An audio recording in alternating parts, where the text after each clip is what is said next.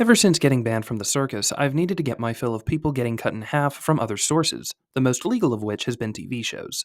With everything from a laser light orchestra gone awry to the Harry Potter troll finding a sword, I got my fill of gory dismemberment, but without the smell of carnies or elephant shit. But, like a parent with a newborn baby, I got bored and set out on a quest to find not just another person getting split down the middle, not just another TV show to satisfy my love of the circus, but a show that told a phenomenal story in every way imaginable. That's how I stumbled across Blue Eye Samurai, a show that I'd let cut me in half, if you know what I mean. I have no clue what I'm saying. Anyway, from an outstanding cast of characters, some of the best dialogue I've heard in years, a terrifying villain, and a motif. A what? I don't know. It's some stupid things writers put in their stories because they think they're better than you. Blue Eye Samurai delivers a great story. And when you take all of that stacked on top of a girl boss that actually has depth, wait, no, that does not sound right. All of that satisfyingly shoved into a, oh no, not that one either. Mizu was done well. But what made the story great? Why did the writers take this approach to telling an otherwise traditional story of revenge? How can you use it to write a better story? Why did it take me 7 months to do a video on this? Wait, why did it take me so long? Oh, right, I have no life. Anyway, let's get back to keeping you guys entertained on your lunch break by saying today we're going to be looking at 5 ways Blue Eye Samurai told a muy bueno story, and how the storytellers combined all of these qualities for a synergistic effect. And, of course, we're leaving that point to the very end because you need to stick around so I can make the big YouTube money and buy drugs for my cats. Like and subscribe, and remember that sharing is caring. Here is a picture of a cake that I promised as a thank you. Anyway, point number 1. We should probably start with the most important part. Right? Wrong. We're going to do that second. Instead, we're going to start with the least important part because it helps the video flow easier, and that leads us to motifs. Motifs are a writer's way of taking their literary gonads and rubbing them all over a story just to make sure that everyone who knows storytelling also knows that the writer is a pro. It's like behind the back dunking on your worst enemy's grandma and telling her that her Christmas cookies are trash. It's the ultimate flex for storytelling because you don't need motifs, but it's awesome if you can pull them off. I should probably explain what a motif actually is. Think of a motif as a long-running analogy or metaphor that applies to the whole story. None of this To Kill a Mockingbird bullshit where one metaphor symbolizes one character. No, every character arc ties into this one overarching metaphor for the entirety of the story, which is like stacking a house of cards on a pinhead. Everything is branching off of one central idea, which, in the case of Blue Eye Samurai, is the idea that imperfection is what gives a metal strength. Ooh, impressive. Now, you're probably thinking, I'm here to learn how to write, not how to blacksmith, and you're wrong, because you're actually just here to procrastinate, but stick with me. In the story, our main character, Mizu, is viewed by society as a monster because she has blue eyes. Not only that, but she definitely is not meant to be a swordsman because she's a woman in 1600s Japan. But it is because of this, let's call it a curse or an imperfection, that Mizu trains to become a badass. This recurring theme of a handicap serving to strengthen one's ability is exemplified in the blind master swordsmith Aiji, the vain yet loyal samurai Taijin, and the handless servant Ringo. So now maybe you're thinking something like, well, how the hell is that any different from a theme? And wait, hold on. Oh, here it is. Themes are broader than motifs. That's it? What the hell? I mean, that's it. It's a simple concept, but harder to implement in practice. Think of it like that time your uncle showed you how to fit a pack of ping pong balls into your mouth. Sure, it looked easy when he did it, but you were inexperienced and your cheeks can only spread so far. At least, that's what my uncle told me. My point is that you've got your super specific symbols, your less specific motifs, and your overall theme, all wrapped up into one major story. There's one kind of pain in the ass thing about theme and motifs, though, and I'll get into that in a few minutes, assuming I don't forget. Just stick with me, because nobody is going to pick up a book over its theme except for maybe a really smug literature professor who lives with his pet cactus and a room full of disfigured mannequins. So, let's move on to my favorite aspect of Blue Eye Samurai's story, its characters. I think by now the 2.5 of my subscribers here for writing advice know what I'm about to say. Character is why we care. Mizu is a sympathetic hero. She's an outcast, an underdog, an innocent victim. Her mom was killed. Maybe. Not killed. Probably killed. The story's plot twist got me a little hot and bothered, or maybe I just had a stroke. The point is that we are rooting for Mizu to unlive several people, even though we don't know who those people are. And yeah, she's the story's backbone. We need her to be good at being a main character to really invest in the story, but then the writers go further. They've given us an entire cast of characters that don't suck. Characters with goals, obstacles, internal and external struggles, literal handicaps, and most importantly to me is that they hold themselves to these handicaps. Ringo doesn't overcome his handicap by becoming a master assassin. No, people judge him as harmless and stupid, which he's able to use to his advantage. Eiji doesn't have some superhuman sense of smell that allows him to see better than normal people and therefore help Mizu in her quest. That would be stupid. He is blind as shit, but that allows him to judge people on their character rather than their appearance. Taijin is a smug prick driven by the need to be great, but he doesn't compromise his honor simply to appear great. He fights with his past, his guilt, and his realization that he respects a man that he once considered an enemy. How this all works for you as a storyteller is that you essentially have to give a full shit about all of your characters. They all have their own stories, their own problems, their own reasons for action or inaction. Pretend they're all strippers.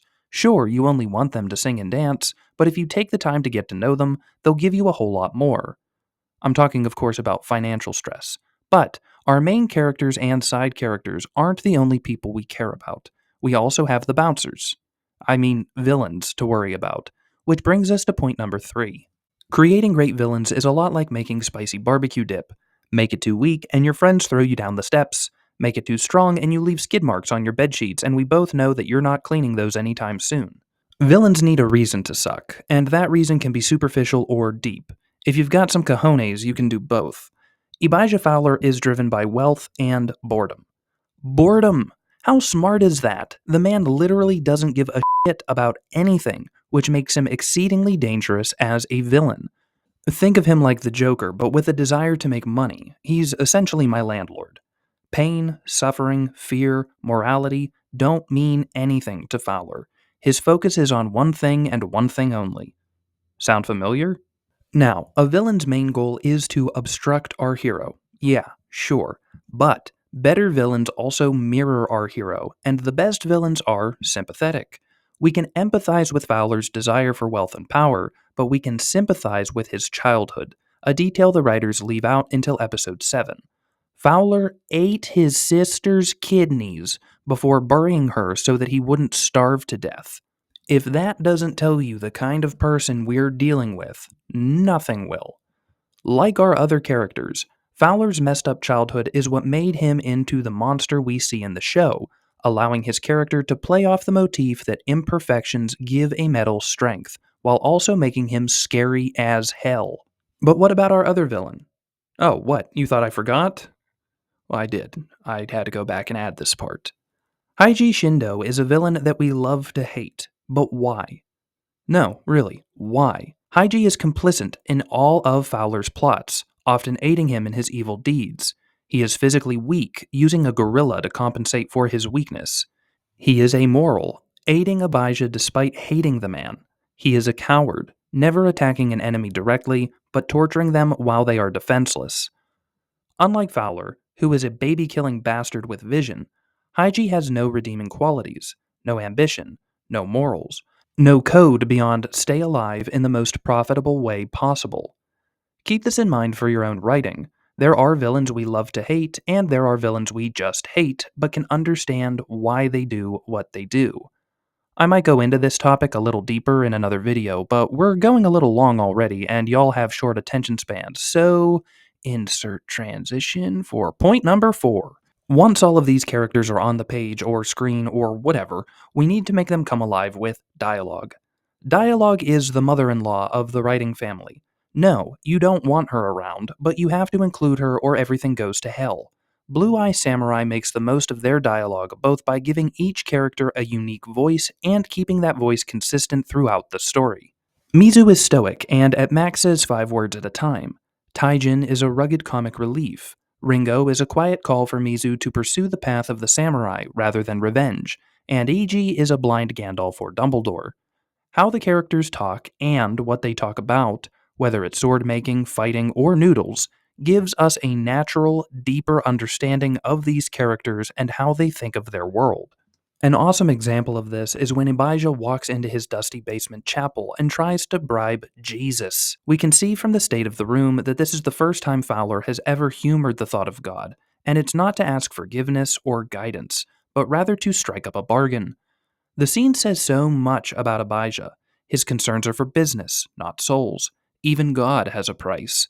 And, as he plays with the spider in his hand, we understand that he feels completely in charge of the situation, whether or not God is on his side.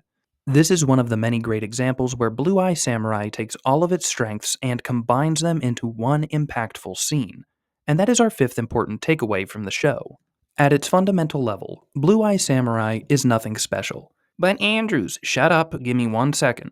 It's nothing special to have an underdog character seek revenge against the person that wronged them. That's the premise for Count of Monte Cristo, Django Unchained, Hamlet, 47 Ronin. You get the point. The specialness lies in the subtleties. So, how in the chocolate coated fuck are you supposed to incorporate subtleties into a story while also perfecting characters, villains, motifs, and dialogue? Patience and alcohol helps, but in all seriousness, you need to keep some questions at the forefront of your mind while writing your first draft. Namely, what is motivating my characters in this scene? And then ask yourself another question during your first revision. How would this particular character go about fulfilling this want or need? And look, if you can keep the plot, character motivation, and character dialogue straight in your head all at once, God bless you. But I really like my sanity most days, and trying to juggle those three factors at once bogs me down like a fat man running a marathon in a latex unitard. One of my favorite parts of Blue Eye Samurai is when Iji tells Mizu that after she makes 1,000 kitchen knives, maybe she will be ready to make a sword. The lesson is universal and applies to storytelling. Before you can make a great story, you need to make a great scene. Before you can make a great scene, you need to make great characters and dialogue. Before you can make great characters and dialogue, you need to get some of your first crappy ideas onto paper. So, quit procrastinating after you hit the like button, share this video with your family and church group, and subscribe to the channel to help buy Snoof and Cleo catnip. Then get to writing, keeping characters, motivations, and mannerisms at the forefront of your mind so that you can write the best story possible. The end.